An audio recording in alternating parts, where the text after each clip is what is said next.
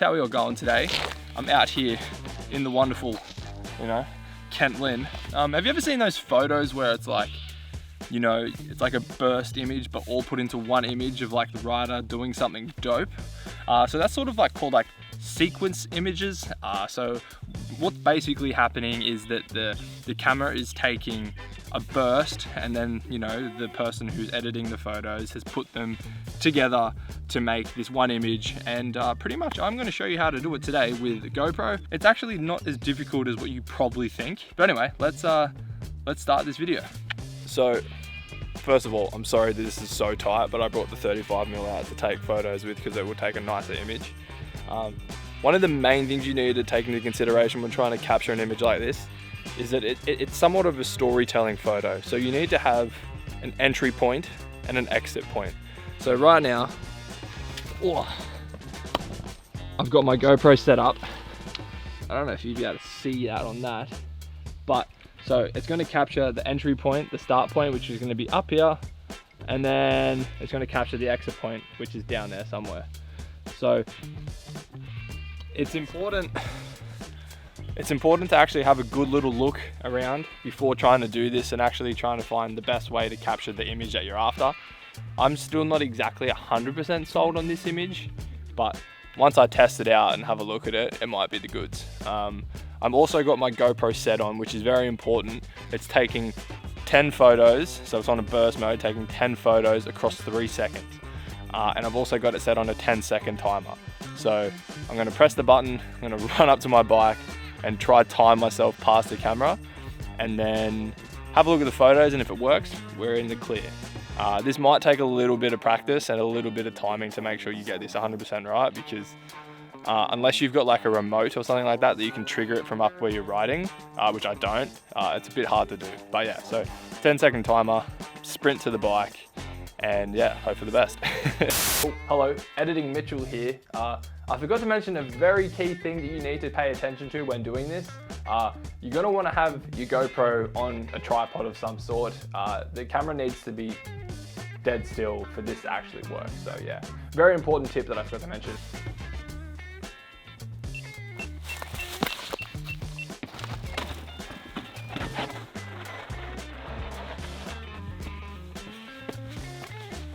Now, obviously, if you're doing this on your own, there's a couple things you're gonna have to keep in mind. One, probably the most important thing, especially if you are doing this with a timer, is to make sure that where your bike is set up, it is literally ready for you to just jump on and ride. And secondly, with the GoPro, it will count, it won't count, but it will beep and count down. It actually does count down. So when you press the button, start counting in your head so you can then try time it as you go past. It's like gonna be, it sounds stupid, but it works. 10, 9, 8, 7, 6, 5, 4, 3, 2, 1. And once you get the timing right, the photo should look something like this. Anyway, let's get back to the office and we'll edit this all up, hey? Let's do that. Anyway guys, back here in the office, so let's jump into Lightroom, import these photos, and we'll start doing this little sequence edit. So what we're going to want to do is obviously import all our photos into Photoshop. And as you can see here, this is sort of what the final product's going to look like. But funnily enough, I'm going to change this one because I didn't really like how it went. So we can start off by deleting that guy, you know, see ya, never. And so what you want to do, I personally like to edit the photos before I import them into Photoshop. So what you're going to do is find the start of the burst sequence. So for instance, this photo here, I've already done some light tweaking to it. What did I really do? I didn't really do too much. I did barely anything to it. I should probably bring up the shadows a little bit because they look a little bit down. Yeah, I sort of touched the vibrance and the saturation a little bit. But anyway, it doesn't matter. You're gonna go to your first image and then you're gonna scroll yourself and find the last image where you exit the frame. So, and you're gonna wanna select all of those images in Lightroom, and you're gonna right click, you're gonna hit edit in and then open as layers in Photoshop. Now, depending on your setup and your laptop, this might take a little bit of time, but I am pretty blessed to have one of the new M1 MacBook Pros, and it happens pretty quickly. So yeah, pretty lucky in that department. And as you see here, we're now in Photoshop and it's quickly just importing all these photos for us. All right, so as you can see here, I've imported all these photos. Now, what I would do is I'm gonna go through, and because what have we got at the moment? We've got 1, 2, 3, 4, there's like 10 photos. Well, yeah, there should be 10 photos because it was a burst of 10 images. But to blend 10 images into one sort of image is gonna be really difficult to do. So I'm gonna go through and I'm gonna delete probably like 5 images, I'm gonna say.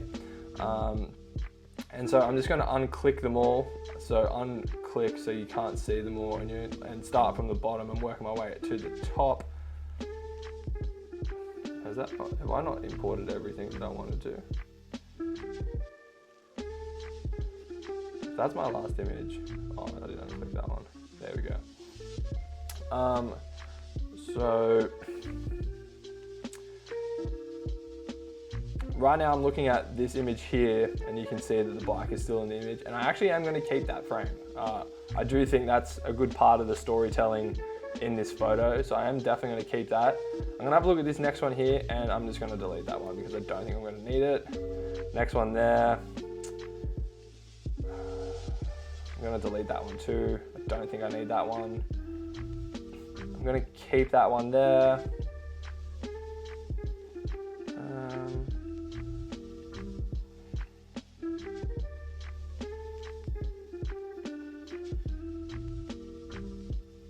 So I'm going to get rid of that one there.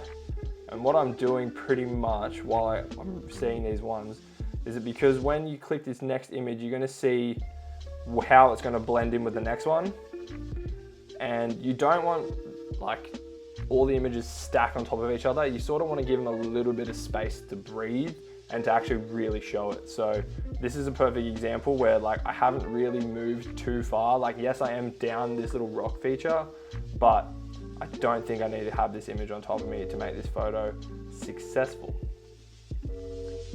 Alright, so it's not a bad one to have, so we'll keep that one too, most likely.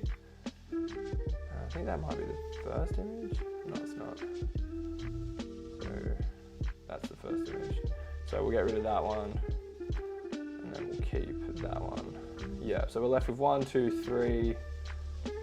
1, 2, 3, 4, 5.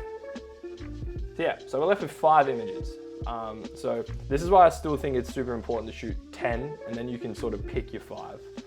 So the next thing we're going to do, we're going to add a mask to every single image except the very first one. And what we are going to do, we're going to hide the ones on top, and we're going to come to this very first image here.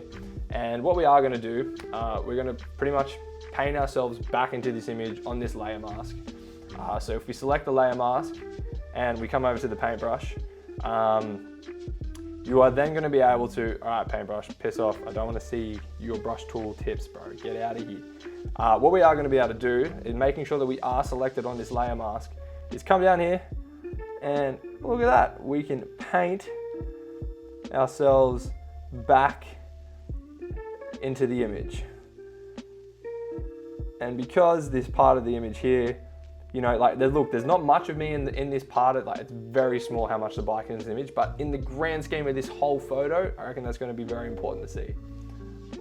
And we are going to do that. Now, there is another way you can go about this to make it a little bit easier. You can come over to the image on top and you can drop your opacity a little bit, just so it shows the other image below, so you can, like, you know, paint correctly.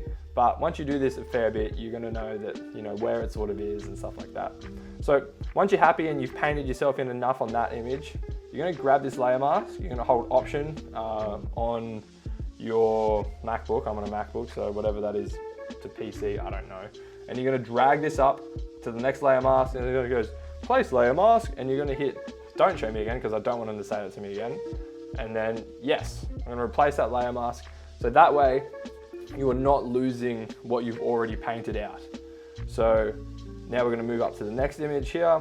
We're gonna see the eye, and then you're gonna see, because this image is now on top, you can't see that. So you're gonna come up to this layer mask, you're gonna come back to the paintbrush tool, and you're simply just going to paint back in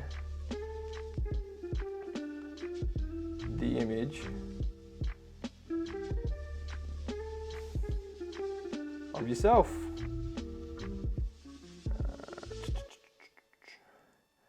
So obviously you can see here that my wheel is getting very close to that other wheel. So what I'm going to do, I'm going to zoom in nice and tight, and I'm probably going to drop the size of my paintbrush. I had it quite large just because obviously you can get stuff done a lot faster, and because I don't want that wheel. I don't want to be rubbing out like the wheel of that image. So it's going to be nice and gentle here, and make sure we just get everything we want painted nicely back in, like so. Oh, goddamn.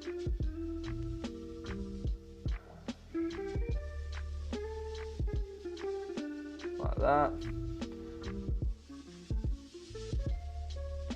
But yeah, so now it's pretty much just a process of copy, paste, repeat. So you're gonna grab that layer mask, you're gonna hold Option, you're gonna drag it up to the next one, you're gonna reveal the next image, you're gonna come back to what you painted, and then you're going to just, like I said, copy, paste, repeat the whole way through. So I'll talk to you guys when it's completely done. And we're at the final image, which is right here.